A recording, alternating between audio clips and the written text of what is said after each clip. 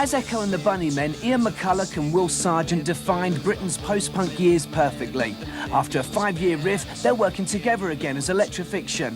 We met up with the Big Mac himself to find out about this new project and just why it took so long.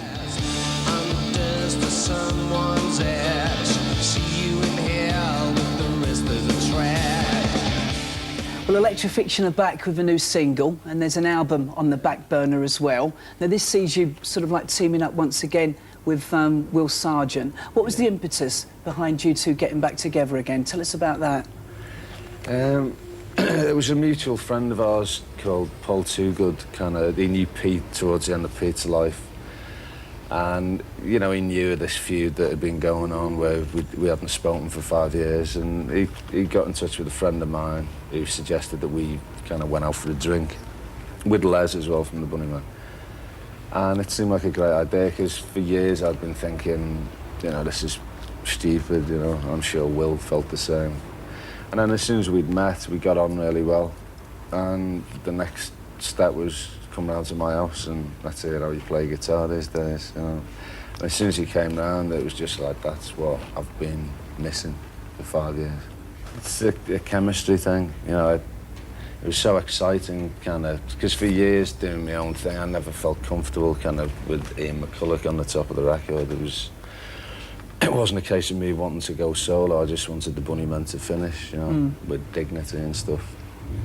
So, kind of getting back with him, it just caught fire. He was playing guitar like no one else can play, you know. He's my favourite guitarist on the planet, you know. Well, the new single, Lowdown, was written with Johnny and then Will.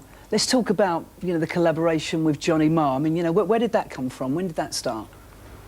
It started in a Mancunian Thai restaurant. Forget what it was called, but it was pretty good. And we met up. I'd met him a few times through the years, you know, and found him like a nice bloke, you know. And then when we met up, we just talked about football and what we were both up to, and then it kind of came about that he would produce my third solo record, and then we started writing together. And we wrote really quickly these classic songs, you know, that unfortunately the tapes got stolen, blah, blah, blah. But 2 of the songs we've kind of reworked with Will, and they're on the album, so it all wasn't lost, you know. But he was fantastic, and really gave me a lot of confidence back when I needed it, you know, just saying I was the best singer in the world and all that, which I think he believed, you know.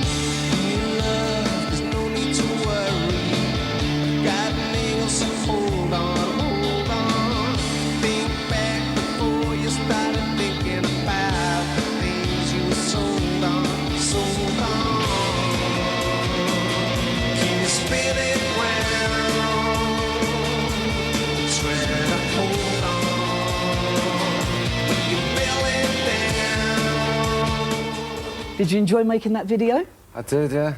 I love whacking the slap on and wigs and stuff.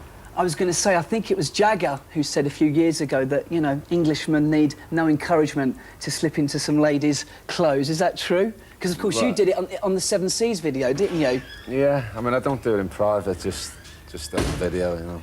And I'd played Judy once before. So, yeah, I enjoy it, because it means you're totally out of character and you can do whatever you want, you know. Tell us about Burned, then. I mean, where does this album find you and the band? How would you sort of, like, describe it? It's the best album you can buy from September the 26th, I think it is. Yeah, to me, it's just an exciting rock record with hopefully a little bit of depth in there, you know, to kind of, the kind of scene in Britain now is really healthy, I think, because there's all kinds of bands that are doing really well. A lot of pop type bands, but also, you know, there's room for that, the Radioheads and the Electrafictions to kind of really challenge America again, I think. How do you look back at, you know, the Bunnymen now? I mean, that period. I mean, do you feel that the band achieved everything that it could have achieved? Yeah. I think we were the best band in the world, so you can't really get better than that, you know. And I think we were like one of the few bands of the 80s that kept good rock music alive. You know, it was such a crap decade for not only rock music, for any music. And there were a few bands that kind of linked what was good from the 70s with what happened towards the end of the 80s with the Stone Roses and Nirvana and stuff. And without us and the likes of R.E.M., the Smiths, you know, bands of that ilk, it would have been something dead. Who knows what would have happened? You know, Thompson Twins might have ruled the world, you know. How do you kind of sort of like keep that enthusiasm? I mean, after all this time? I just love life, you know. I do. It's kind of, you know, and Liverpool Footy Club are on the up, apart from something getting beat the other night. So it's just me family, you know.